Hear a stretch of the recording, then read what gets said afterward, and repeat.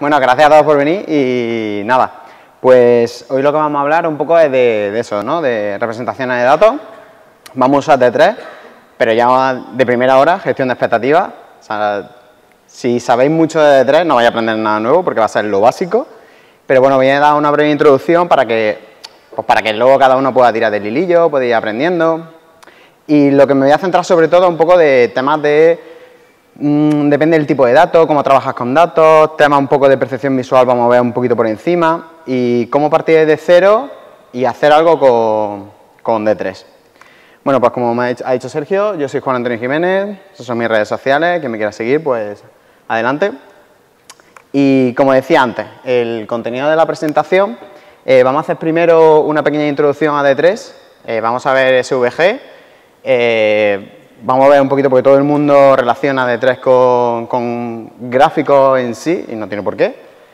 Vamos a ver un poco una introducción a visualización de datos, así general, cómo trabajar con datos. Vamos a hacer una pequeña introducción a la percepción visual y vamos a hacer un pequeño ejemplo de visualización con D3, muy rápido, ¿vale?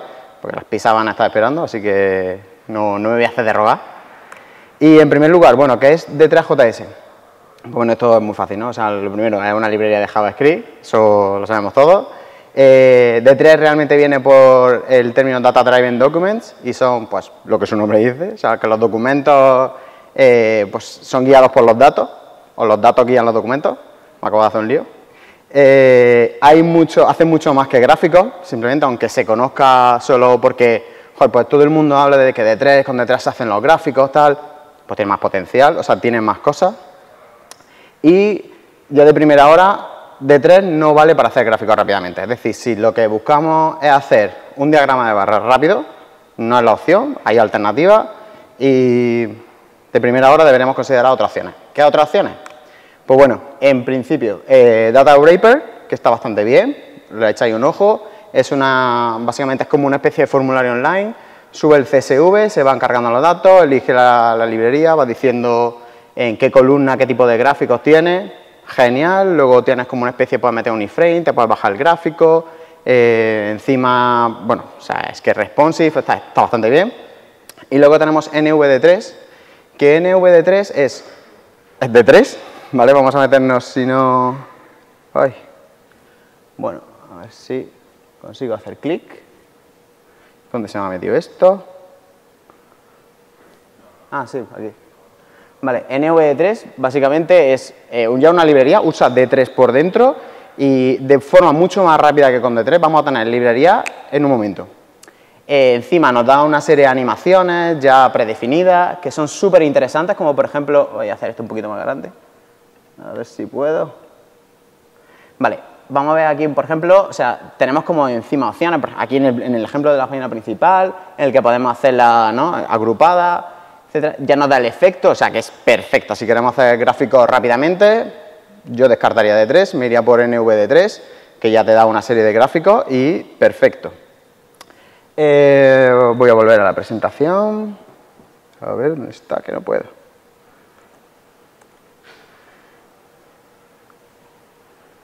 A ver si puedo. ¿Dónde está esto? Un segundo, se me ha vuelto esto loco. Ahora, ya. Vale, pues eso, ¿cómo funciona D3? Bueno, pues D3 se usa tanto para procesar, cargar la información, procesarla, convertirla, hacer pequeñas transformaciones y a partir de ahí crear objetos del DOM a partir de los datos. Es decir, objetos del DOM. ¿Qué quiere decir esto? Que comúnmente lo común es que se le añade SVG y empieza a meterse círculos, barras, líneas, puntos, etcétera, que lo hace muy interesante. ¿Por qué? Porque domina el DOM. Pero es eso, modifica el DOM, por lo de Data Driven Documents. Lo que vamos a ver es ahora ejemplos de D3 muy básicos para que veáis justo esto, que al final D3 va solo de Selections and Data Binding. Significa que tú seleccionas cosas del DOM y a esas cosas del DOM le incrustas datos y con esos datos vas procesándolos, ¿vale? Y vas jugando con el DOM con esos datos que le vas incrustando al propio DOM, ¿vale? Ahora lo vamos a ir viendo. Entonces vamos a ver un par de ejemplos muy rápidos de precisamente de esto. Voy Un segundo. A ver, me sale aquí. Vale. Es que tengo que... Ahora, quitar la pantalla duplicada. Vale. Me voy aquí. Vemos todos... ¿Se ve bien? No sé el tamaño del texto, si es muy chico, muy grande. ¿Bien? Ah, vale. Espérate, a ver con brackets, ¿dónde es? Si no abro Studio Code.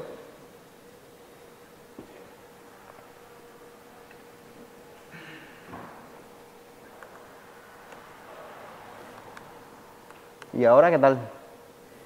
Bueno, voy a quitar esto. Vale, perfecto. Lo que voy a hacer es que esto lo voy a cargar aquí. Es que uso brackets básicamente por esto, por el live. Vale, bueno, vamos a cargar un ejemplo, ¿vale? Un ejemplo súper simple, que es este. O sea, tenemos un HTML muy básico, tenemos un div con el ID un div, tenemos el estilo, poco más, un checkbox, y aquí tengo un poco de código comentado, ¿vale? Entonces, lo que quiero que veáis es lo que ocurre si descomento este código, ¿vale? Tengo esto aquí, guardo, un momento, tengo que hacerlo desde aquí. Vale, si os fijáis, lo que ha hecho básicamente ha sido cambiar el borde tanto del div, chequear el checkbox y modificar un poco las propiedades. ¿Por qué? Porque con D3 lo que tú puedes hacer aquí precisamente es que aquí en este body que se llama ID, yo puedo coger pues D3, select, como si fuera... ¿Se ve pequeño? Pues se ve enano. Vale. Bueno, con D3 lo que podemos hacer es seleccionar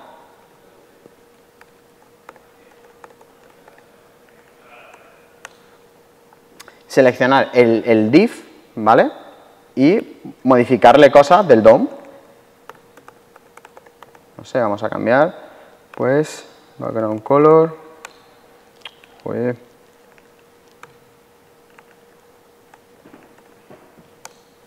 ¿Vale? Es decir, con D3 lo que podemos hacer, que no solamente es representación de gráfico, lo que estamos haciendo es seleccionar tramos del DOM y poder modificar el mismo con D3. Hasta ahí no hay mucho. Entonces, por eso D3 va todo con select y con data binding. Esta parte es la de select y ya está. Perfecto.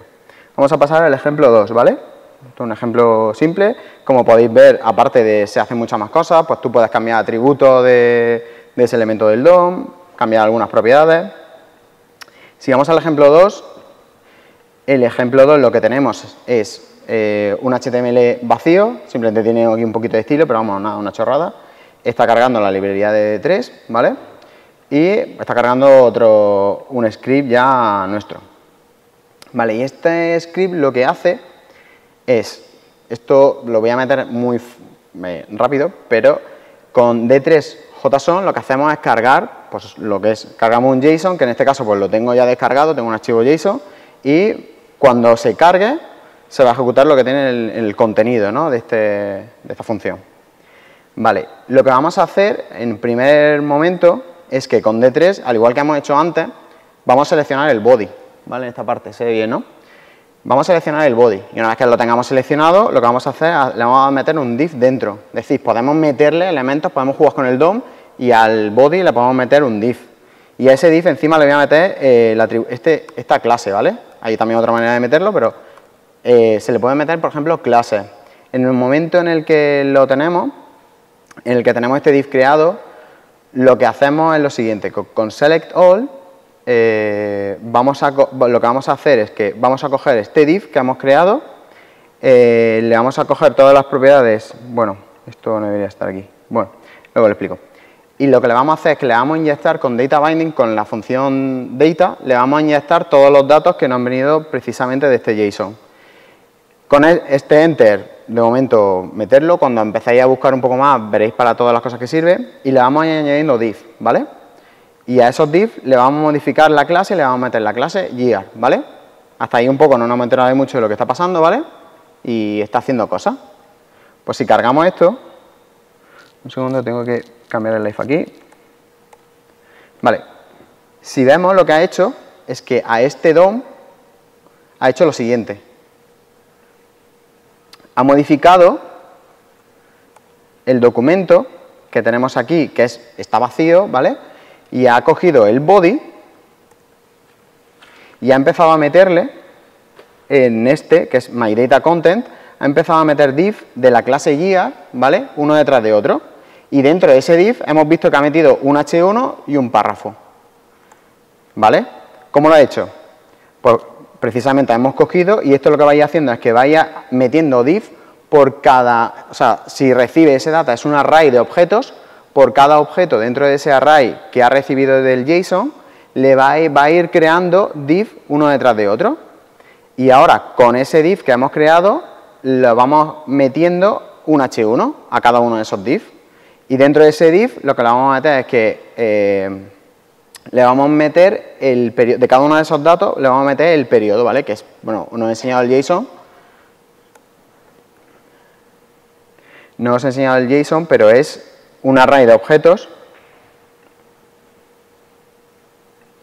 ¿Vale? Es un array de objetos donde cada elemento, cada objeto, pues simplemente tiene un periodo y un valor.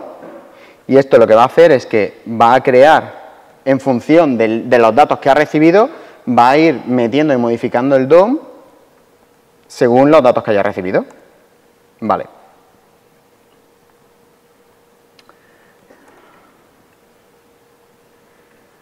Vale. Entonces, repasando, tenemos D3, recibe el JSON, tenemos los datos que nos han visto devueltos, generamos a partir del body, seleccionamos el body, creamos un div que le vamos a llamar, vamos a tener una clase DataContent, que está aquí, ¿vale? DataContent, y ahora, cuando ha creado este div, el divContent, lo que va a hacer es que va a seleccionar, bueno, esto es una errata, pero bueno, no afecta, lo que va a hacer es que le va a incrustar todos los datos que ha recibido de arriba, que ha recibido del JSON, los va a introducir y va a añadir div, ¿vale? Por cada uno de ellos. Entonces, si vemos, va a añadir cada uno un div por cada uno de ellos. Y a este div le va a meter la clase gear. Si, por ejemplo, vemos, seleccionamos este, que esto se puede hacer con Chrome, si tenemos un elemento seleccionado y hacemos $0, nos da el elemento que tenemos seleccionado aquí, ¿no? Eso lo sabemos. Entonces, ¿cómo funciona esto? Pues lo que hace D3 es a cada elemento que ha creado, lo que le mete es una propiedad que se llama data, que ahora ese objeto va a tener incorporado todo lo que ha venido del JSON, ¿vale? Y de esa manera D3 trabaja seleccionando y haciendo un data binding. Entonces, mientras que vamos creando elementos de div, vamos incorporando todos esos objetos que no han venido del array del JSON. Vale, esto es una introducción bastante rápida y escueta de lo que es D3, que más o menos nos hace una idea. Luego más adelante vamos a ver otro ejemplo, no vamos a parar más, pero es por avanzar un poco. ¿Vale? A ver, perfecto. Vamos a continuar, ¿vale? Vamos a hablar un poco de lo que es SVG, ¿vale? SVG... ¿Lo cambia?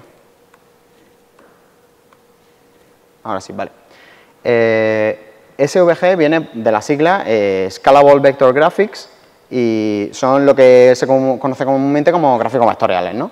Entonces, la principal propiedad que tienen es que cuando tú tienes, por ejemplo, un JPG o un PNG y lo escalas, pues, por ejemplo, tienes un JPG de 100 por 100, cuando tú lo escalas a 1000 por 1000, se ve lo que llamamos pixelado, ¿no? Porque no es vectorial. Entonces, ya hemos escuchado varias veces que con los gráficos vectoriales, pues, conseguimos ampliar las imágenes y que no pierdan nitidez, ¿no? Pues esto utiliza, vamos, es precisamente eso, y SVG es un formato para gráficos bidimensionales. Lo que conseguimos con ello es que tenemos, esto es una de las propiedades más fuertes de HTML5, como ya sabemos, y tenemos diferentes recursos gráficos, ¿no? Tenemos líneas, tenemos círculos, que lo que pintamos es como una especie de canvas, ¿vale? O sea, definimos una especie de canvas en el DOM, de tantos píxeles por tantos píxeles, y a ese canvas le empezamos a meter pues, un círculo, una línea, vamos diciendo por dónde va, etcétera. Hay muchísimas más cosas. Y vamos a hacer un poquito, vamos a ver simplemente un ejemplo. Con SVG, lo que hemos dicho, es un canvas que se pinta y es como una especie de lienzo donde nosotros podemos hacer lo que nosotros queramos, ¿no?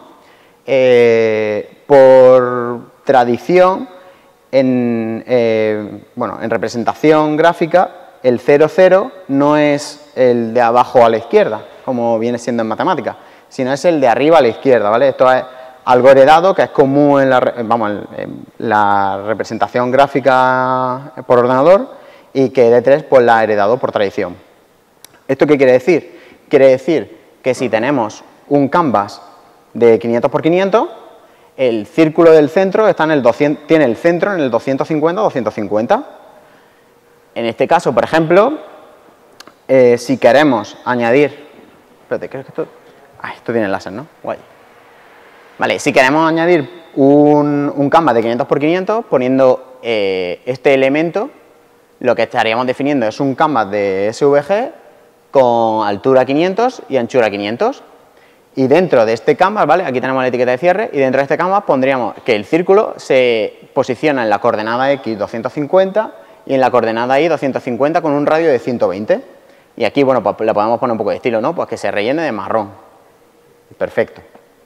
Vale, vamos a ver un pequeño ejemplo de SVG, ¿vale? Para ver cómo representarlo muy rápido. Espero que no tengan los mismos problemas que antes. Vamos a ver.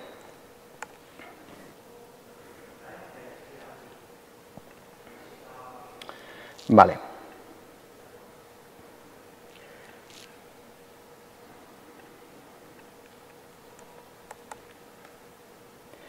Vamos a ver. Vale, lo vemos, ¿no? Vale, aquí lo que tenemos es, pues eso, tenemos un HTML que estamos creando un canvas de 300 por 300, ¿vale? Y estamos creando un path, ¿vale?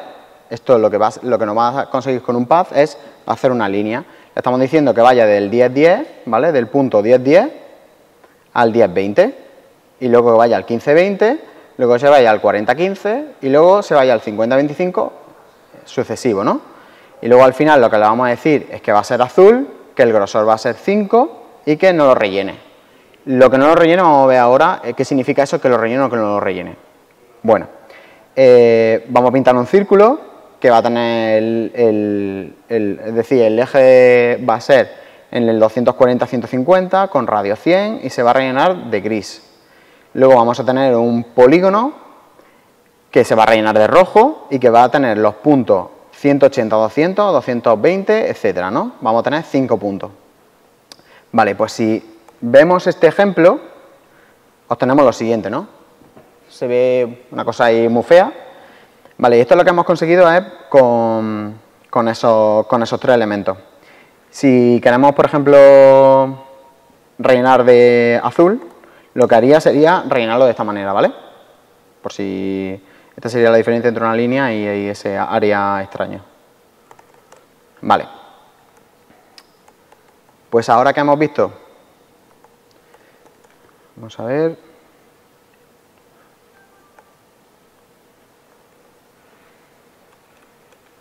Vale, ahora que hemos visto un poco lo que es SVG, vamos a pasar un poco de teoría, ¿vale? Porque, bueno, ya hemos visto más o menos cómo es D3, así a alto nivel, luego vamos a entrar más en profundidad con un último ejemplo en el que ya nos pararemos un poco más, pero esto es como para hacer una breve introducción y quitarnos el sabor amargo, ¿no? Vale, ahora lo que vamos a hablar un poco es de eso, de representación de datos, ¿no? Y es que representación de datos siempre se habla de dos cosas, infografía y una visualización de datos. Y una infografía, en su descripción, es que es un conjunto de recursos gráficos, ¿vale?, en el que combinado se pretende transmitir un mensaje o transmitir una información, ¿no? Y con una visualización de datos, la visualización de datos normalmente es un término más ligado a la comunidad científica y en el que pues intenta dar solución a visualizar datos abstractos, ¿vale?, para que el lector pues sepa aprender, sepa sacar alguna información útil para él y se guíe un poco al mismo, ¿no? Entonces, un ejemplo de infografía sería este, en el que se corta arriba.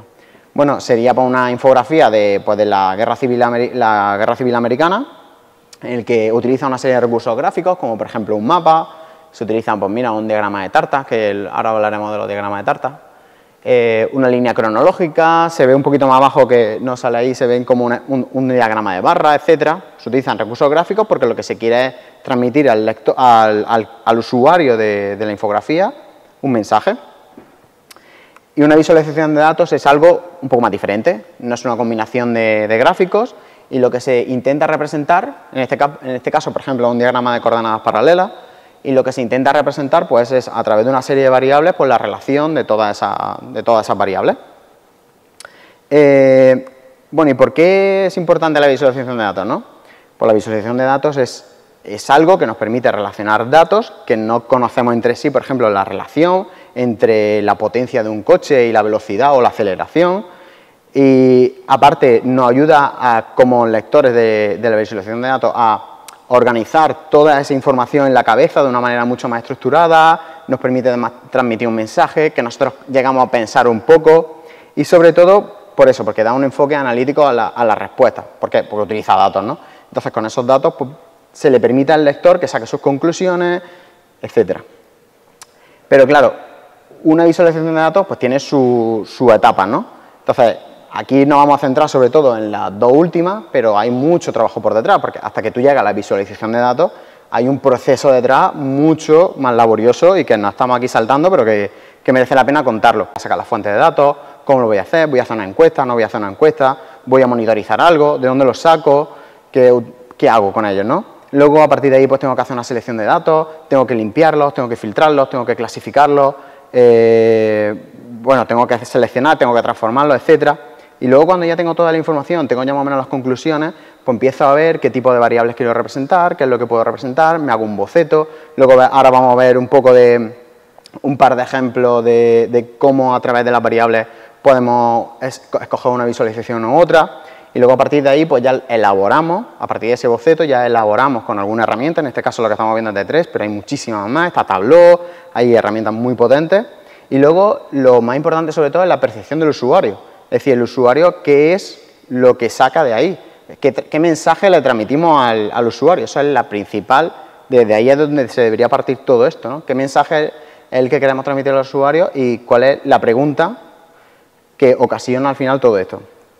Bueno, un ejemplo de visualización de datos bastante bueno, que ganó un premio. Ahora, a ver si lo podemos ver.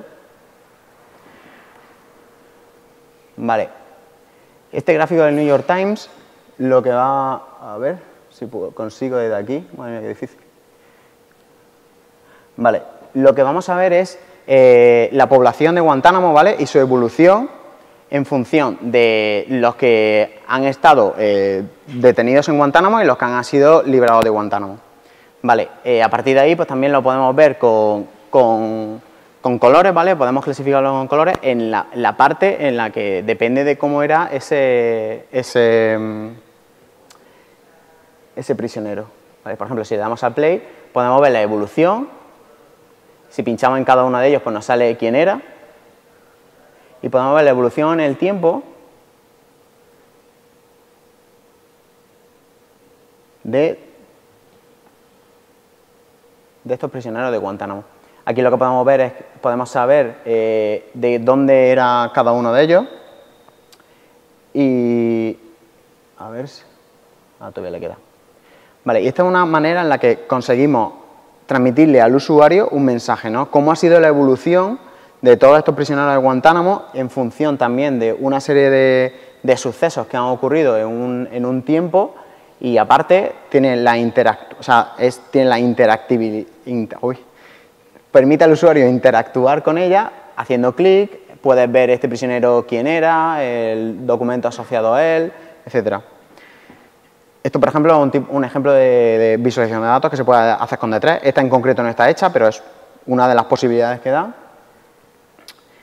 Y si volvemos a la representación, cómo trabajamos con estos datos, ¿no?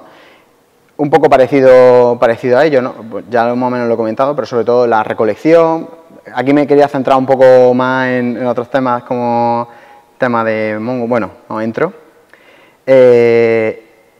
Una vez que ya tenemos los datos y lo hemos recopilado, lo hemos preparado, hemos hecho una limpieza de datos, hemos eliminado pues, registros que no nos valían porque tenían, pues, por ejemplo, algunas variables no nos cuadraban, etcétera, la hemos transformado, etcétera, y tal. Una cosa que tenemos que tener en cuenta es las variables que tenemos, de qué tipo son, ¿no? Esto es bastante útil porque podemos saber si son categóricas, cuantitativas, pues para saber, por ejemplo, si es rojo, azul, verde, primero, segundo, tercero, bachillerato, universidad, máster, doctorado. Esto lo que nos va a hacer es que nos va a clasificar nuestra variable en un tipo, y esto nos va a ayudar para saber qué gráfico elegir, ¿vale? Ahora lo vamos a ver más adelante. Por ejemplo, una variable nominal no tiene ningún tipo de orden, ¿vale? Es azul, verde, rojo. Una variable ordinal lleva una serie de orden, como por ejemplo pues, clase económica, clase turista, es decir, tiene un orden, ¿vale? La económica sería la primera, luego iría la turística, business, primera clase, y luego teníamos las variables cuantitativas, que son numéricas, como las variables continuas, por ejemplo el peso de un vehículo, pues, el peso no va a ser 1, 2, 3, 4, sino pues eso es una variable continua. Una variable discreta, como por ejemplo el número de puertas de un coche, o pueden ser 2 puertas, 3 puertas, 4 puertas, 5 puertas, 27, pero son números concretos, no puede ser 27 y medio. Ya que hemos hablado un poco de las variables, lo que vamos a hacer ahora meternos un poco es en la percepción visual, ¿vale? Y la percepción visual lo que nos va a ayudar es, sobre todo el conocer un poco cómo funciona nuestro cerebro, es sobre todo a saber diseñar, a saber organizar, y etcétera. Sobre todo la percepción visual, lo que tenemos que saber es que la atención no es selectiva, sino que no somos capaces de atender dos cosas a la vez, aunque pensemos que somos capaces de hacer dos cosas a la vez, no es lo mismo hacer dos cosas a la vez a que nuestro ojo y nuestro cerebro estén viendo dos cosas a la vez. Por ejemplo, yo no puedo estar fijándome en esta silla y centrarme en ella porque está ocurriendo un suceso que está llamando mi atención y saber en un momento lo que está pasando por aquí alrededor. O sea, si me fijo en uno, solo soy capaz de atender una única cosa. Por eso la atención es selectiva. Perdona, es activa y no... la atención, perdona, la percepción es activa y no selectiva. Luego, hay una serie de etapas en el proceso de percepción, y es que hay 3 puntos en el que es la percepción preatentiva, la percepción atentiva y la posatentiva. Estas 3 etapas son bastante importantes de cara a organizar los gráficos, que lo vamos a hablar un poquito más adelante. La primera etapa, en el que vemos las características, las propiedades básicas, lo que significa es, de todos los argumentos, cuando nuestras neuronas están transportando esa información y la están empezando a procesar, cómo unos elementos destacan más que otros y tienen una fuerza visual mucho más fuerte que algo que nos hace que nos fijemos en ello, ¿vale? Hay una serie de atributos gráficos que tienen ellos. Entonces, ¿cuáles son estos atributos gráficos? En primer lugar, es el color. O sea, si algo, por ejemplo, tiene un color que destaca con respecto al resto, nuestros ojos automáticamente van al color. Y casi es imposible evitar que veamos el cuadrado verde. O sea, nuestros ojos van directamente por el cuadrado verde. Aparte del color, lo que nos llama la atención es la orientación. ¿Por qué? Porque si tenemos una serie de cuadrados completamente alineados, nos llama totalmente la atención el que está torcido. Ya automáticamente lo visualizamos, siempre nos fijamos en ello. Otro que hay es la forma. Si tenemos un montón de cuadrados y vemos un rojo, nuestro ojo siempre va... el círculo. Nuestro ojo siempre va al círculo. Es inevitable. También tenemos el tamaño. Este a lo mejor un poquito porque el tamaño no es excesivamente grande con respecto al resto, pero se ve bastante fácil. El siguiente por el proyector creo que no se va a ver, porque es el brillo. Es decir, nos llama la atención las cosas que brillan, por eso las joyas, es que nos llama la atención, es que vemos una joya que brilla y los ojos se van detrás nuestra. En este caso no se ve muy bien, pero ese en teoría está un poco grisáceo, apagado, pero me he dado cuenta que con el proyector este se ve negro también. Bueno, es el brillo, si vemos algo que brilla o tiene un tono diferente, está. Y luego está el atributo gráfico más... O sea, el más potente de todo, el que más nos llama la atención, ¿vale? Al final somos animales que venimos de la selva y este es el que más nos llama la atención. Y es que ese es el movimiento. O sea, si algo se mueve y todo está parado, nuestro ojo automáticamente va por lo que se mueve. Totalmente. ¿Vale? Pues todos estos atributos gráficos lo que nos van a ayudar es para pasar a la segunda fase, es que no quiero entrar en una cosa que voy a contar después, nos va a ayudar para pasar a la segunda fase, ¿vale? A la etapa atentiva, y esa etapa lo que nos va a ayudar es a organizar, ¿vale? Entonces, aquí he intentado no meterme mucho, ¿vale? Pero hay la psicología de Gestalt, ¿vale? Que tiene diferentes principios. He cogido aquí como los que a mí me parecen más interesantes, hay muchos más. Sobre todo porque me parecen estos bastante interesantes a la hora de hacer una visualización de datos.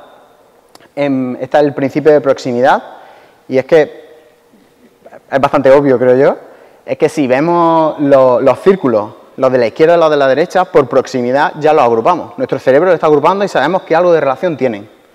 Todavía no sabemos nada, y a lo mejor los círculos no se representan nada, pero esa proximidad ya nos está dando a entender de que algo hay. El principio de similitud, sabemos que, por ejemplo, los círculos en la aspa, algo hay, o sea, son diferentes por algo, no sabemos todavía nada, pero ya sabemos que hay diferencia ahí. Tenemos el principio de cercado, y es que cuando tenemos una serie de... no se ve nada, ¿no? Vale. Joder, Bueno, voy a intentar... Ay, qué fastidio. Voy a intentar... Porque no se ve nada ahí. A ver si puedo... O sea, quiero enseñarlo.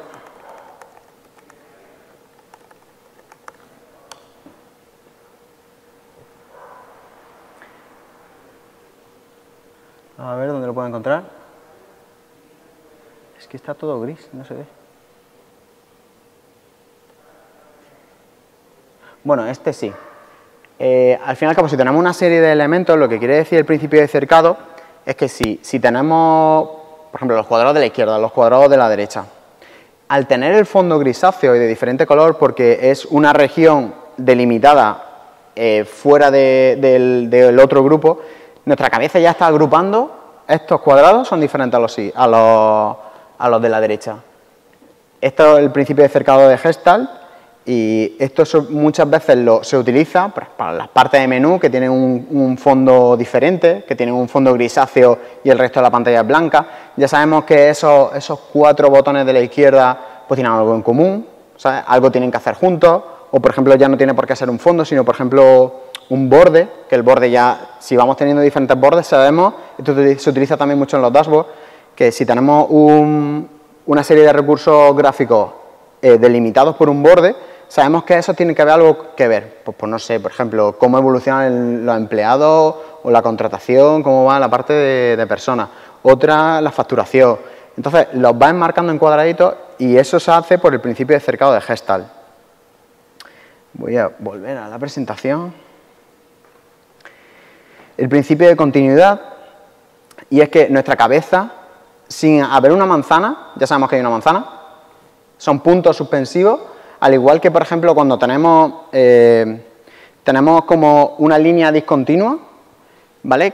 En plan, por ejemplo, que está muy separada, pero va haciendo una curva. Incluso estando discontinua, sabemos que hace la curva. Si vemos un montón de círculos, por ejemplo, uno aquí, otro aquí, otro aquí, otro aquí, y el de aquí abajo aparece cortado por la mitad, nuestra cabeza sabe que otro círculo, y dentro lo autocompletamos. Y el principio de conexión, y es que sabemos, al estar conectados simplemente por una línea, sabemos que los dos de arriba están unidos por algo, los del medio por algo y los de abajo por algo. De esa manera sabemos organizar en la etapa atentiva, en la percepción atentiva, sabemos organizar esos atributos básicos para que el lector empiece a saber algo más. Y luego la percepción posatentiva ya entra ya parte como una tercera, ¿no? Como que ya tiene algo ya más que ver con el conocimiento, con establecer, bueno, el vínculo, pues al final de lo que se ve con lo que se conoce, se intenta transmitir un lenguaje, por ejemplo el título, que el título cuadre con los datos. Y, bueno, no me voy a meter en memoria a largo plazo ni nada. Con todo esto, recomendaciones para el proceso de percepción. Sabiendo la etapa preatentiva, la etapa atentiva y la etapa posatentiva, podemos enfatizar los recursos gráficos para llevar un orden, un punto de entrada, por ejemplo, al lector. Por ejemplo, tenemos un montón de gráficas y lo que queremos demostrar es cómo está España en cuanto al número de parados con respecto a Europa. Pues el resto de barras, por ejemplo, las ponemos grisáceas y la de España la ponemos como roja, para que lo primero que vea sepa ver y llevar la visión del lector ya directamente a dónde tiene que ver España, que es a lo que al lector le interesa. En el caso, por ejemplo, de que sea periodismo, etcétera. Depende de dónde esté quién sea el público de la visualización. Organizar los recursos gráficos para que no haya ambigüedades, utilizando, por ejemplo, el principio de Gestalt, y luego hacer reconocible, y es que para el lector haya una conexión, haya un vínculo entre lo que está viendo y lo que él conoce, a través de, pues, de los mensajes que se le da, etcétera, de cómo se le expone la información. Y una vez que ya hemos pasado un poco esto, vamos a hablar de la codificación gráfica de datos. O sea, estoy intentando mezclar muchas cosas y muchísimo, luego os voy a recomendar un libro, ¿vale?, para que profundicéis. Intento dar un poco de pincelada, y es que la codificación de gráfica de datos es que tenemos una serie de recursos gráficos que ya algunos lo hemos visto, tenemos el color, la posición, el área, y tenemos una tarea analítica visual. Pues depende, por ejemplo, si lo queremos comparar, tenemos unas relaciones entre datos, depende de la tarea que nosotros queramos hacer, pues es bastante importante a la hora de elegir un gráfico u otro. ¿Vale? Ahora vamos a ver cómo elegir un gráfico, pero antes tenía que meterlo en algún lado, es ejemplo de lo que no hay que hacer, ¿vale? Esto es un ejemplo que lo he tenido que meter aquí, antes de que nos metamos en catálogo de visualización, etcétera. Y lo importante, sobre todo, es, si queréis luego con una cerveza hablamos de esto, pero por favor no utilicéis gráficos en 3D, porque no aportan nada, no aportan absolutamente nada. Un diagrama circular no sirve para mucho. En pocas ocasiones sirve un diagrama circular, luego podemos verlo y podemos ver un ejemplo. Y luego, por favor, ya por diseño no utilicéis Comic Sans. Yo tenía que meterlo en algún lado, ¿vale? Es que lo he visto. Bueno, aquí lo que vamos a ver son 4 catálogos de visualización. Y es que, como ya hemos visto, que según la función o la tarea que queramos hacer con los datos, pues, ¿qué hacer con ello, ¿no? ¿Qué elegir? Por ejemplo, aquí he puesto cuatro páginas, vamos a ver las 4, sobre todo para que las conozcáis, vayáis entrando un poco en curiosidad. Vamos a ver la primera, que sería, bueno, vamos a ver esta, que es Database Catalog.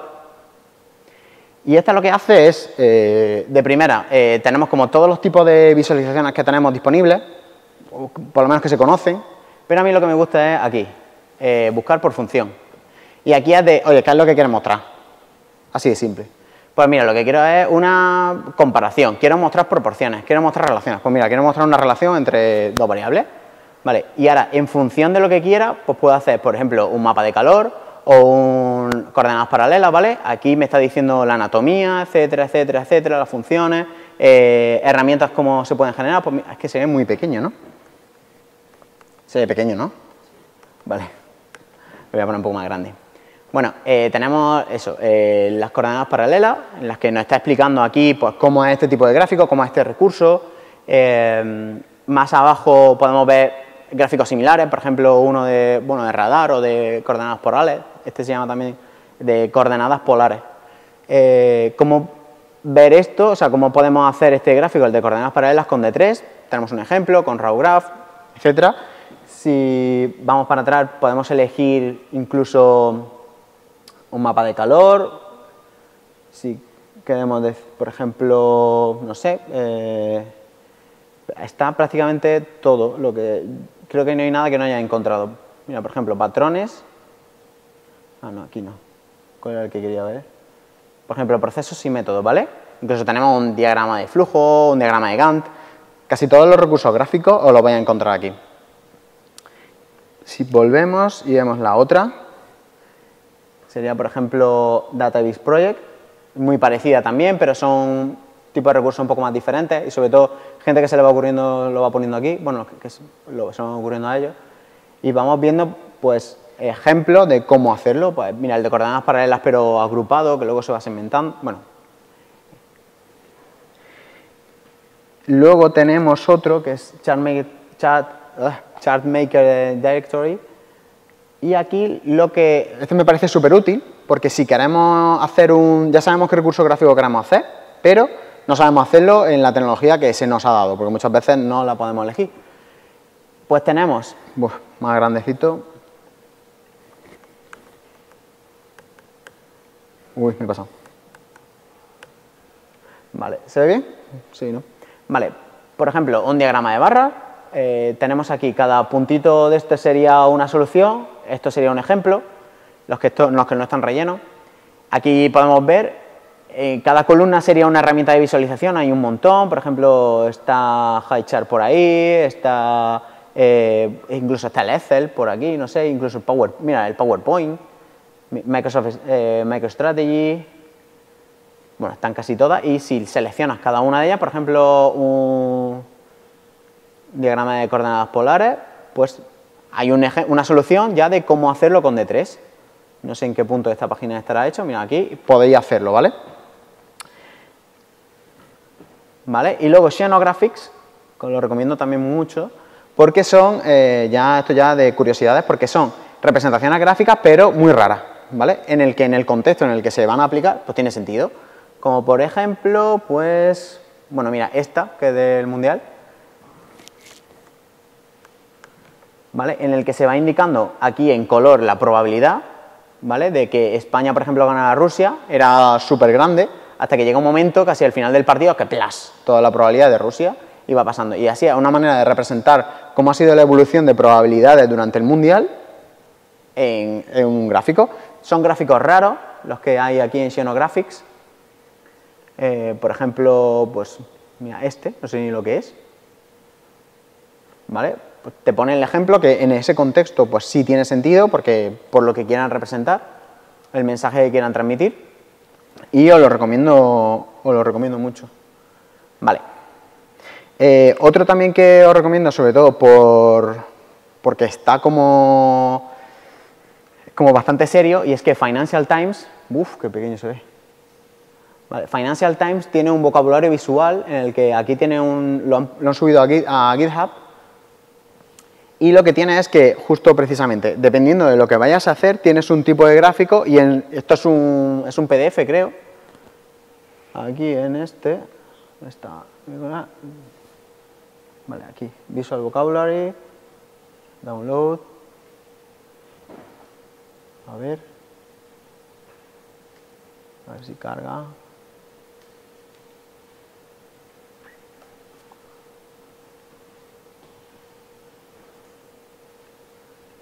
¿No quiere?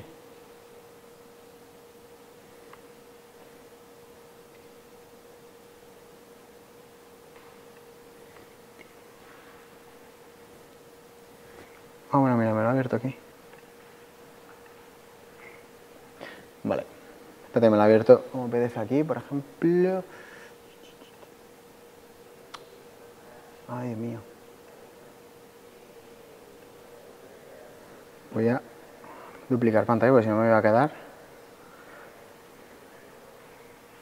Vale, por ejemplo, este de Financial Times, lo que indica es muy parecido al resto, pero bastante utilizado, no solo por ello. Y precisamente muestra ello. Cada persona que va a hacer un gráfico en Financial Times, al final acaba utilizando cada uno de estos recursos. Por ejemplo, si lo que quiere es una desviación, mostrar la correlación, mostrar un ranking, una distribución, es decir, en función de la tarea o de la función, joder, como digo, en cuestión de la tarea que se quiere representar, pues se escoge un recurso gráfico u otro. Por ejemplo, tenemos un histograma, un mapa de área, etcétera.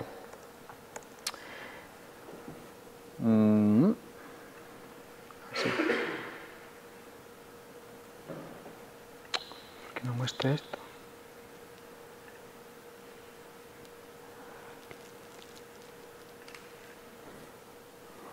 Vale.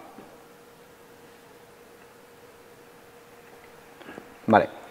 Y bueno, ya que hemos visto pues un poquito todos esos recursos en los que nos indican en función de lo que se quiere representar, pues qué es lo que podemos hacer, etcétera.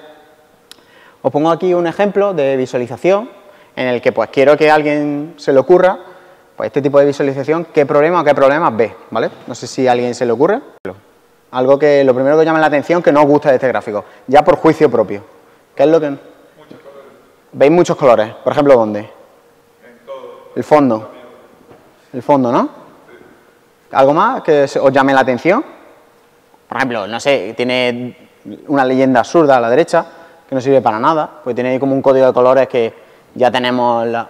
Vale, bueno, como íbamos diciendo, ¿no? ¿Qué problemas vemos ya por juicio propio? Vemos en esta representación, que ya es simplemente un diagrama de barras, pero ¿qué problema hay? Habíamos dicho los colores, como muchos colores, ¿no? Luego, estábamos diciendo la leyenda, ¿no? Que para qué tenemos una leyenda de colores ahí, si ya tenemos debajo de cada barra, tenemos ya lo que representa cada una de ellas. ¿Algo más que nos guste? Las sombras absurdas, ¿no? Que para qué están ahí, ¿no? Es como demasiada ornamentación, ¿no? A toda esta ornamentación se le conoce como un nombre, ¿no? Por ejemplo, aquí sobra, pues eso, pues no sé, incluso el eje este que viene como el texto, el eje de las IES, que tiene el título ahí curvado, que tienes que torcer la cabeza. Tiene una serie de ornamentación que no aporta nada a la visualización, ¿no? Que no nos dice nada.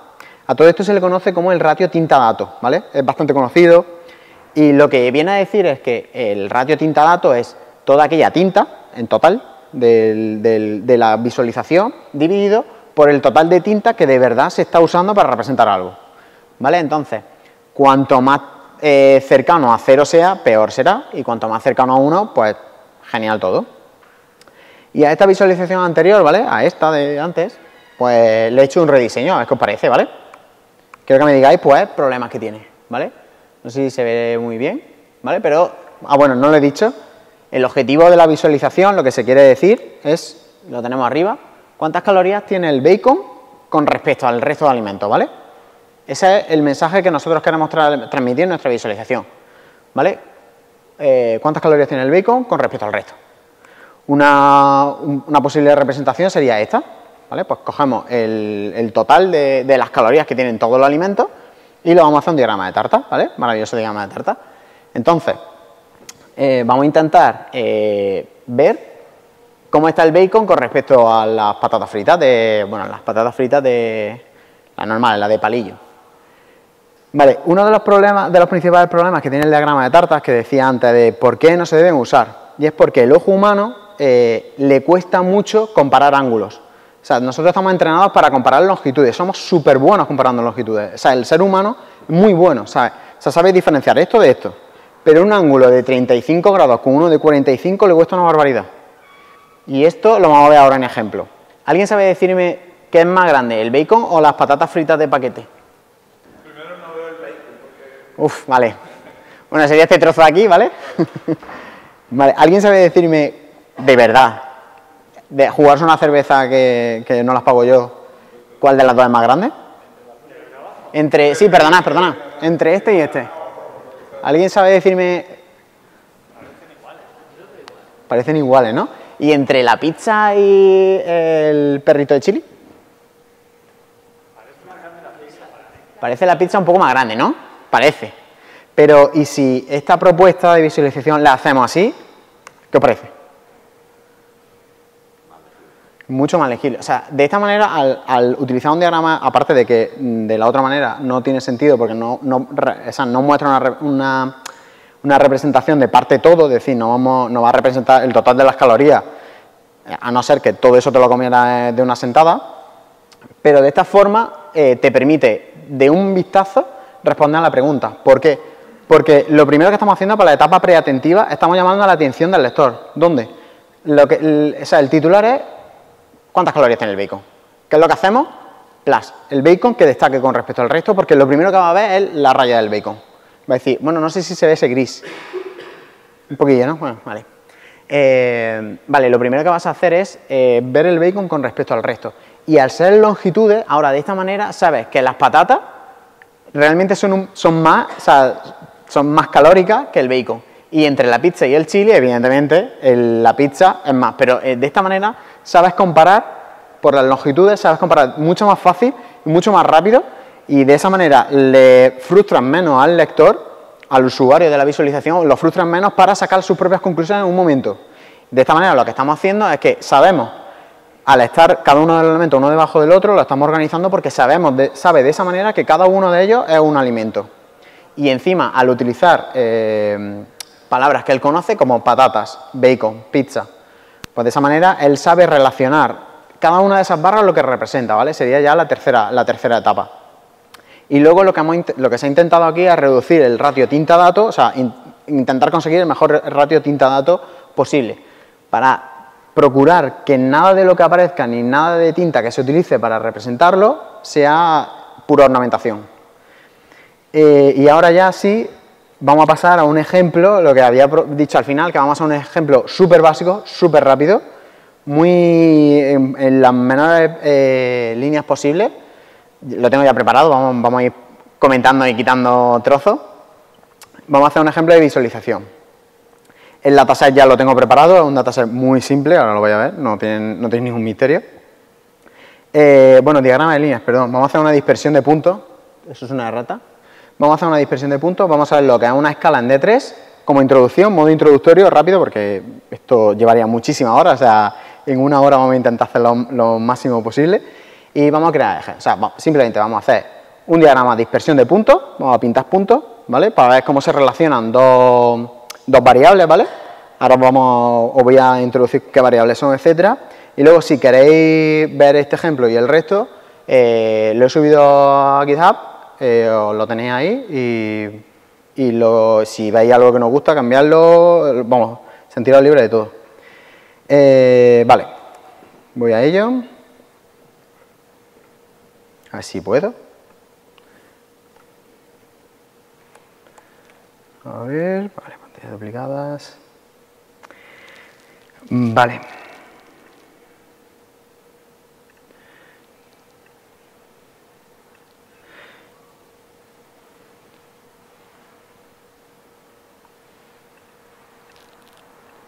¿Por qué no se puede traer esto?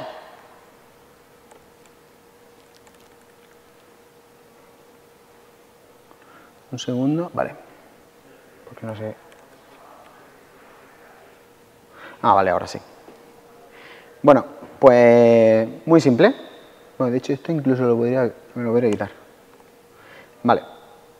Lo que tenemos es un HTML vacío, un lienzo en blanco para pintar aquí. Y tenemos bueno, como veis, lo primero que se necesita para que funcione D3 es importar la librería, o sea, importar D3. Y luego, pues nada, por nuestro JS. Vale, nuestro script lo único que va a hacer es leer este JSON que tengo aquí, ¿vale? Esto lo he cogido de internet, ¿vale? No sé sus datos cómo son. Es un dataset de coche, se utiliza en otro programa. Y cada objeto lo que va a tener son, bueno, perdonad lo de millas por galeón, o sea, el consumo, ¿vale? Luego, los cilindros que tiene este coche, el displacement, la verdad que no sé ni lo que es, los caballos de potencia, el peso, la aceleración, el año del modelo y cómo se llama ese coche. A nosotros lo que nos va a interesar ahora mismo, vamos a seleccionar datos, ya los tenemos, hemos hecho nuestra investigación maravillosa, y ahora nuestros datos lo que vamos a seleccionar sería ver cómo se relaciona esa potencia con la aceleración, ¿vale? La aceleración está en millas, ¿vale? No son kilómetros ni... O sea, que vamos, la unidad de medida no son ahí como era, kilómetros... No, ¿cuánto tarda o sea, cuántos segundos tarda en coger en llegar a 100 kilómetros por hora? Esto sería millas, ¿vale? Sería diferente. Nada, y aquí lo que tenemos es un montón de coches y lo que vamos a hacer es pintar la potencia en caballos y en la aceleración, pintarlo en una dispersión, ¿vale? Un diagrama de dispersión de puntos y ya está, ¿vale? Eso como introducción. Vale, pues vamos a ver. Nuestro ejemplo, lo que tenemos es lo siguiente, ¿vale? Vamos a ir presentando un poco las secciones y vamos a ir comentando, ¿vale? Os lo voy a presentar de primera, os voy a decir, esta parte hace esto, esto, esto y esto. Voy comentando y vamos descomentando, vamos viendo lo que va pasando, ¿vale? Vale. Aquí lo que tenemos es una configuración del SVG, es decir, cuánto de ancho por alto es ese canvas que habíamos dicho al principio, es decir, el lienzo donde vamos a representar todo, pues de qué tamaño es, ¿vale? En ese HTML. Vamos a configurar márgenes del SVG, es decir, pues desde que yo tengo el canvas hasta que voy a pintar el eje, cuánto dejo de margen, tanto por arriba, por abajo, izquierda, derecha. Vamos a crear el SVG, ¿vale? Con D3. Esta parte lo que haría sería simplemente crear ese lienzo en blanco en el DOM. Ya está. Vamos a crear la escala, que luego voy a explicar ahora, luego explico lo que son. Vamos a creamos aquí la escala, añadimos todos esos puntos, sería con esto solo, y creamos los ejes, ¿vale? Ya está. Lo que voy haciendo es... Uy, me voy.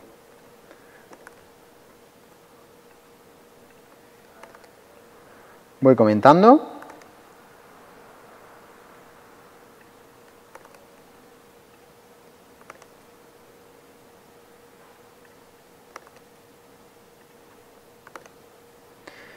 Vale.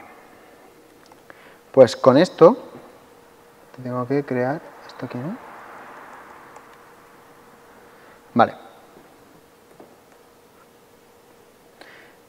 Bueno, pues teniendo este código, lo único que hemos hecho, ¿vale? He comentado ya todo. Tenemos aquí básicamente una variable de configuración, un objeto de configuración, otro de la configuración de márgenes, o sea, esto de momento no nos afecta. Y lo único que vamos a hacer es crear un SVG. Vale, pues con D3 lo que hacemos es que seleccionamos el body, lo seleccionamos y le hacemos una append, es decir, le vamos a meter dentro un objeto SVG. Y a ese objeto SVG le vamos a modificar el atributo width y height. ¿Y qué le vamos a poner como atributo? Pues lo que teníamos en la variable de configuración, el height y el width. Si hacemos eso, nos encontraremos aquí un trozo, que si lo seleccionamos, vemos un trozo que es el SVG con width y height y ya está. Eso es lo que nos permite hacer SVG. Seleccionamos algo y lo modificamos como sea. En este caso le hemos metido un SVG al body. Vale, vamos a seguir. Vamos a pasar de la escala, ¿vale? Luego os cuento lo que es. Vamos a añadir los puntos, ¿vale? A ese trozo de nada vamos a meterle todos los puntos. A ver lo que pasa. Y vamos a ver lo que hace cada uno de estos. Si os fijáis aquí, lo que hemos hecho al hacer ese append de SVG del body, nos lo hemos guardado como un objeto, o sea, como una variable. Esa variable vamos a ir encadenando todas las funciones que tiene D3 y lo que vamos a hacer es que seleccionamos el body, bueno, seleccionamos en este caso sería el SVG, bueno, le metemos el data, es decir, justo al principio lo que teníamos que era D3 con el método JSON. Le decimos dónde están nuestros datos, en este caso está en local, pues los tengo descargados en una carpeta que se llama data y es auto.json. Y entonces, cuando cargue, exactamente, cuando ya los tengamos, vamos a llamar a este callback, le vamos a pasar data y se lo vamos a meter a toda esta función, ¿vale? Entonces va a llegar como parámetro data y lo va a leer la función. Vale, entonces la función empezaría aquí y una vez que se han cargado, todo esto se ejecutaría todo lo de dentro. Vale. Tenemos aquí data y justo aquí abajo tenemos la parte de añadimos los puntos. Vale, a ese SVG lo que vamos a hacer es meterle todo ese data. Ese data, como ya hemos visto, es un array de objetos y cada objeto tiene todos esos atributos que hemos visto de aceleración, potencia, etcétera. Y lo que vamos a hacer es que cuando lo introduzcamos, vamos a meter un objeto de SVG, que lo hemos visto antes, que son círculos. Pues vamos a meter un círculo cuya coordenada X, bueno, esto voy a modificarlo porque si no, no va a ir, perdonad. Voy a comentarlo, porque utiliza la escala, ya lo os enseño para qué es, y le voy a quitar esto. Es decir, vale, que lo que vamos a hacer es que crea el círculo, lo va a añadir al SVG y le va a modificar su coordenada X y su coordenada Y. En la X va a estar la potencia, los caballos de potencia del vehículo y en el eje de las Y's va a tener la aceleración. Y encima luego le vamos a meter un atributo que es el radio de la esfera, que lo hemos dejado aquí fijo, que podría estar configurado, la verdad. Lo vamos a dejar fijo de 4 píxeles, ¿vale? Es decir, cada puntito que pongamos va a tener un radio de 4, va a ser negro porque no estamos metiendo en nada de estilo para no complicar nada y ya está. Vale, pues guardo. Ahora. Vale, y si os fijáis, esto es lo que ocurre. Aparece ahí un... Voy a ponerlo un poco más grande, ¿no? Porque... Todavía puedo poner más. Ay. Ah, exactamente.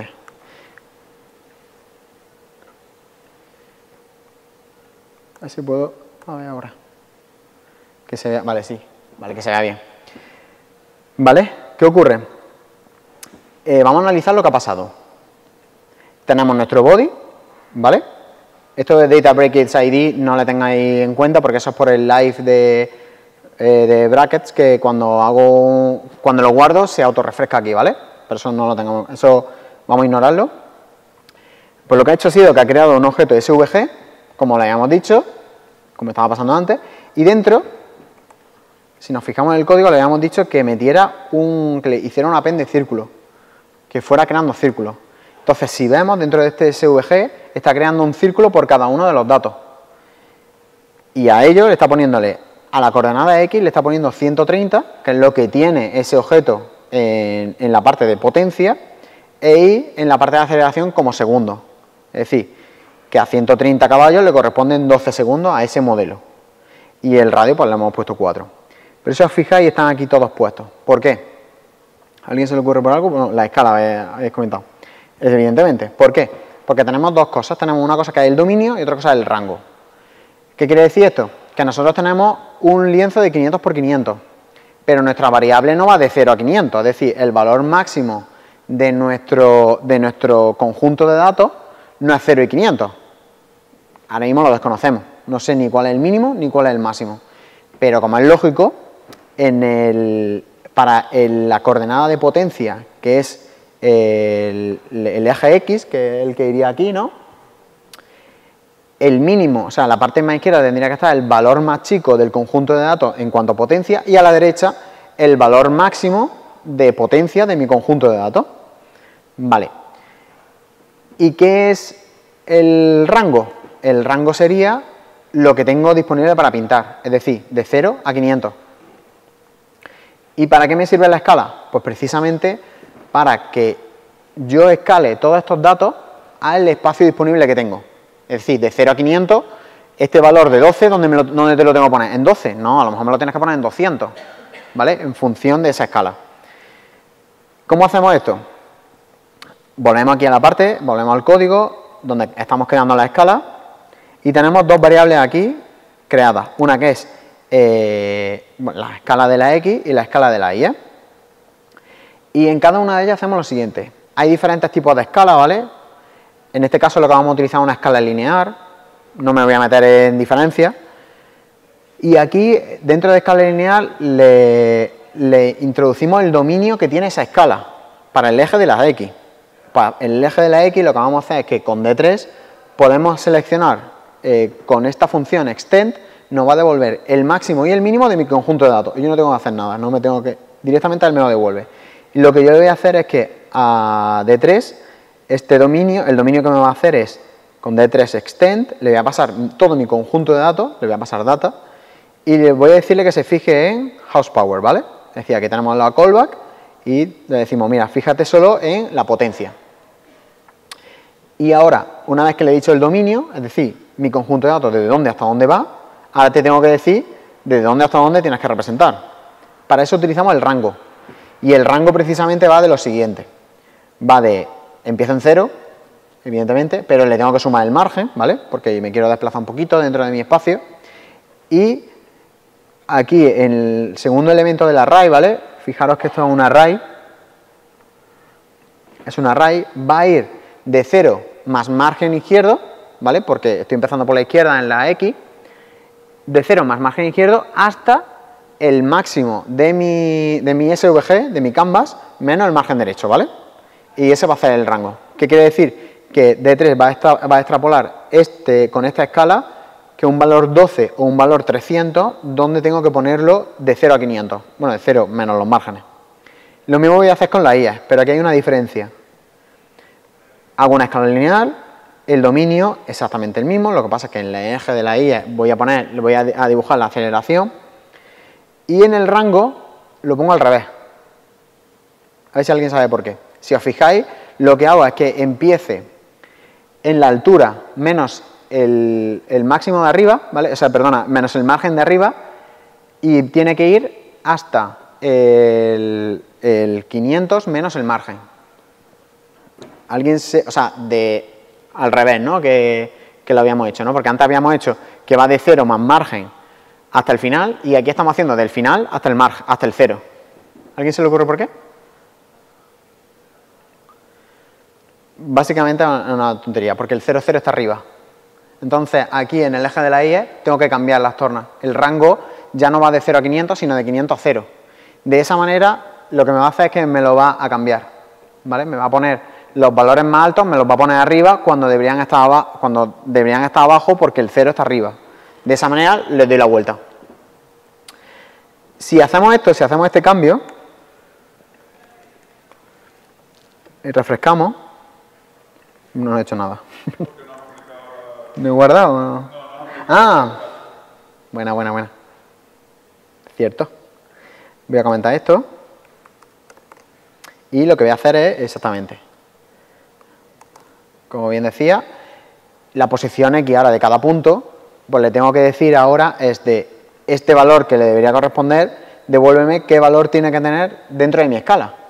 ¿Vale? ¿Por qué? Porque hemos hablado del dominio y el rango. Si actualizamos, vemos ahora que ya la película cambia, ¿no? Aquí ya tenemos una dispersión de puntos, ¿vale? En el que en la parte más arriba serían, pues eso, los que más tiempo tardan, ¿no? Porque en cuanto más tiempo, más tardan en acelerar. Y mientras que vamos avanzando hacia la derecha, tendríamos todo ese... Voy a ponerlo un poquito más chico, ¿no? Para que quepa entero. Vale. Y mientras vamos avanzando a la derecha, se va sumando la potencia, ¿no? Es decir, tenemos en el eje de X la potencia y el tiempo de aceleración. Pero claro, esto no es usable. Esto no... Aquí nadie lo entiende. Tú le enseñas unos puntos y dices, ¿y qué me quieres enseñar con esto? Lo que necesitamos son unos ejes, ¿no? Pues para hacer unos ejes en D3, y ya nos queda poquito, nos vamos a esta parte, creamos los ejes. Y para crear los ejes, utilizamos esta función, depende de qué versión de D3 utilizáis, ¿vale? Puede ser con D3, o sea, puede ser D3 SVG y Axis, o con la última, la más reciente, que es D3 Axis Button. Esto en la documentación básica ya podéis ver la diferencia con la librería antigua y la nueva. Y aquí lo que creamos es que hacemos un eje X, ¿vale? En el que le estamos diciendo, créame un axis bottom, es decir, abajo, a través de la escala, que ya he calculado yo, ¿vale? Ya teníamos la escala calculada, se la pasamos aquí. Y una vez que tenemos este eje de la X, al SVG, es decir, al objeto SVG que hemos creado arriba del todo, le vamos a hacer un append de G. G en SVG lo que hace es como una especie de agrupación, ¿vale? ¿Para qué? Porque, por ejemplo, si yo tengo 4 círculos y quiero mover los 4, por ejemplo, o quiero operar con esos 4 círculos, los meto dentro de un G y puedo operar con ellos, ¿vale? Eso se utiliza para otra cosa, pero bueno, es como una especie de agrupación, un grupo. ¿Un nodo? Sí, un nodo. Y a este eje lo que vamos a hacer es una transformación, ¿vale? ¿Para qué es esto? Básicamente para llevárnoslo al punto del canvas que nosotros queremos. Lo que vamos a hacer es que vamos a hacer una transformación que nos permite SVG, en el que lo vamos a trasladar de 0 al máximo. Es decir, lo que vamos a hacer es que nos lo vamos a llevar abajo del todo, ¿vale? Ese eje nos lo vamos a llevar abajo del todo. Y lo mismo va a pasar con la escala de las I's. Hacemos la escala de la Y a partir de axis left, porque lo queremos poner a la izquierda, a partir de la escala de la Y. Al SVG le hacemos una append del grupo, nos creamos un grupo nuevo en SVG y lo trasladamos el grupo. Es decir, el grupo este nos lo vamos a llevar a la izquierda. Por eso tiene un translate, ¿vale? Si queréis luego entramos, vemos si os interesa el translate este lo que hace. Y le añadimos con el call x-axis y axis. Si hacemos esto... Ah, bueno, perdona. Y aquí he puesto un título del eje de las X. Vale, pues si guardamos y nos vamos por aquí, vale, ya hemos conseguido poner los dos ejes, tanto el eje de las X como el eje de las Y. De esta manera lo que vemos es en función, no se ve el eje muy bien, bueno, así mejor. vamos viendo que en función de mientras que va avanzando la potencia, pues se va aumentando con la escala.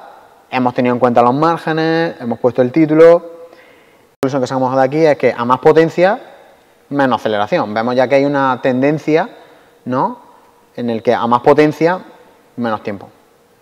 Vale. Vamos rápido, que ya vienen las pizzas. Si alguien quiere más ahora con una cerveza, charlamos más ricamente. ¿Y qué más? Pues vamos a ir ahora, ya termino. Vamos a ver.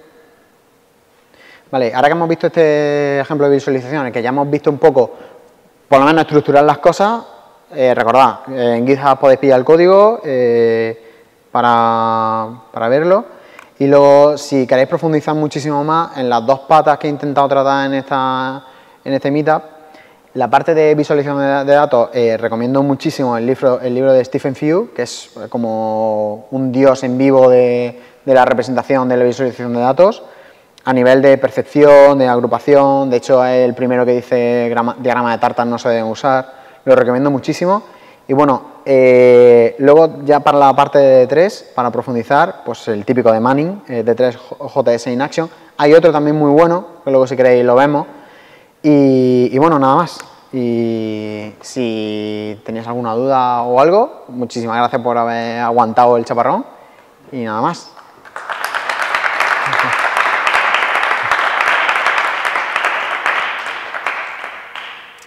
Bueno, si tenéis alguna pregunta o algo, no le he puesto preguntas, pero...